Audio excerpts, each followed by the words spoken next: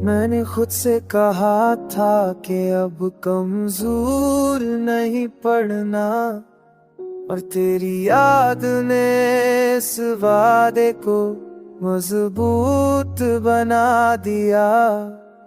हर वो दिन जो मुश्किल लगा मैंने गुजार लिया, क्योंकि मुझे मालूम था ये वक्त भी गुजर जाएगा।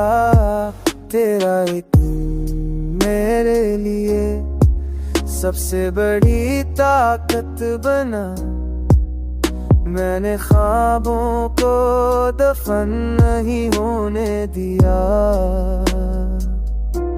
ये जो मैं आज यहाँ खड़ा हूँ आसान नहीं था, मगर हार मानना कभी इख्तियार में नहीं आया। मैंने आंसू छुपाए, मुस्कुराहट संभाली, और हर हाल में खुद को आगे बढ़ाया। तेरी याद ने मुझे तोड़ने नहीं दिया। यही वजह है